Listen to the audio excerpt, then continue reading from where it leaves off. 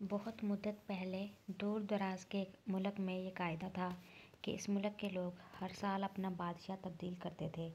جو بھی بادشاہ بنتا وہ ایک عہد نامے پر دستخط کرتا کہ اس کی حکومت کا 1 سال مکمل ہونے کے بعد وہ اس عہدے سے دستبردار ہو جائے گا اور اسے ایک دور دراز جزیرے پر چھوڑ دیا جائے گا جہاں سے وہ کبھی واپس نہیں آ سکے گا۔ جب ایک بادشاہ کا 1 سال دور حکومت مکمل ہو جاتا تو اسے ایک مخصوص جزیرے پر چھوڑ دیا جاتا جہاں وہ اپنی بقیہ زندگی گزارتا۔ اس موقع پر اس بادشاہ کو بہترین لباس پہنایا جاتا اور ہاتھی پر بٹھا کر اسے پورے ملک کا الوداعی سفر کروایا جاتا جہاں وہ سب لوگوں کو آخری بار خیر باد کہتا۔ وہ بہت ہی افسوسناک اور غم زدہ لمحات ہوتے اور پھر وہاں کے لوگ بادشاہ کو اس جزیرے پر ہمیشہ کے لیے چھوڑ آتے۔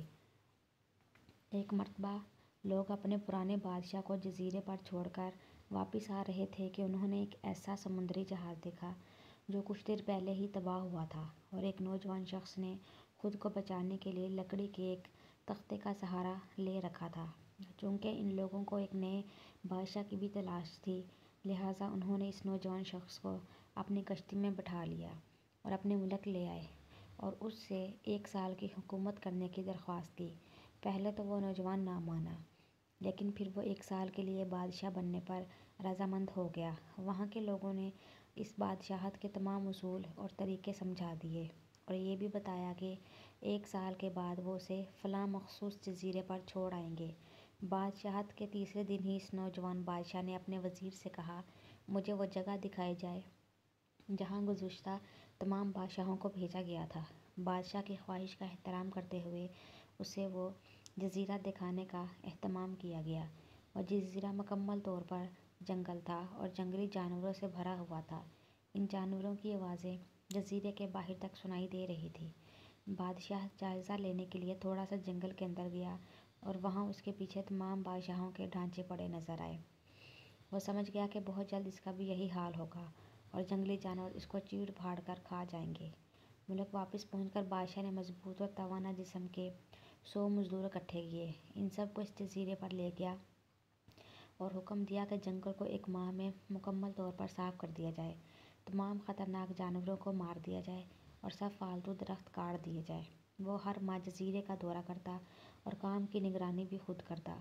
پہلے مہینے میں ہی تمام خطرناک جانوروں کو مار دیا گیا اور پھر بہت سے درخت بھی کاٹ دیے گئے۔ دوسرے ماہ تک جزیرہ مکمل طور پر صاف ہو چکا تھا۔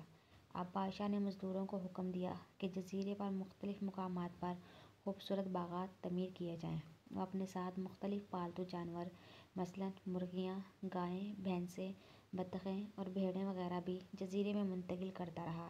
تیسرے مہینے میں بادشاہ نے اپنے مزدوروں کو حکم دیا کہ ایک شاندار گھر تعمیر کریں اور اس جزیرے پر ایک بڑی سی بندرگاہ بھی بنائیں۔ گزرتے مہینوں کے ساتھ ساتھ وہ جزیرہ ایک خوبصورت شہر میں بدلتا جا رہا تھا۔ وہ نوجوان بادشاہ بہت سادہ لباس تن کرتا اور اپنی ذات پر بہت کم خرچ کرتا۔ اپنی بادشاہت کی زیادہ تر کمائی وہ جزیرے کو بنانے میں لگاتا رہا۔ 10 ماہ گزر جانے کے بعد بادشاہ نے اپنے وزیر سے کہا، میں جانتا ہوں کہ 2 مہینے بعد مجھے جزیرے میں چھوڑ دیا جائے گا، لیکن میں ابھی سے وہاں جانا چاہتا ہوں۔ وزیر اور دوسرے وزراء اس بات پر متفق نہیں ہوئے اور بادشاہ سے کہا، آپ کو 2 ماہ مزید صبر کرنا ہوگا تاکہ سال مکمل ہو جائے۔ سال پورا ہو جانے کے بعد ہی آپ کو اس جزیرے پر چھوڑا جائے گا۔ بالآخر 2 ماہ مکمل ہو گئے اور بادشاہت کا 1 سال ختم ہو گیا۔ حسب روایت وہاں کے لوگوں نے اپنے بادشاہ کو شاندار لباس پہنایا اور ہاتھی پر بٹھایا تاکہ وہ اپنی رعایا کو خیر آباد کہہ سکے۔ خلاف توقع یہ بادشاہ اپنی الوداعی تقریب پر بہت ہی خوش تھا۔ لوگوں نے اس سے پوچھا، اس موقع پر تم گزشتہ بادشاہ تو رو رہے تھے لیکن آپ ہنس رہے ہیں، آپ کے اس قدر خوش ہونے کی کیا وجہ ہے؟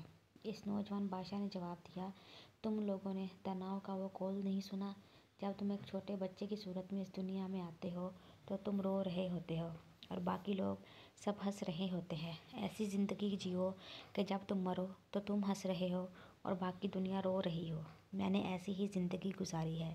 جس وقت تمام بادشاہ محل کی رنگینیوں میں کھوئے ہوئے ہوتے تھے تو میں اس وقت اپنے مستقبل کے بارے میں سوچتا تھا اور اس کے لیے لائحہ عمل تیار کرتا تھا۔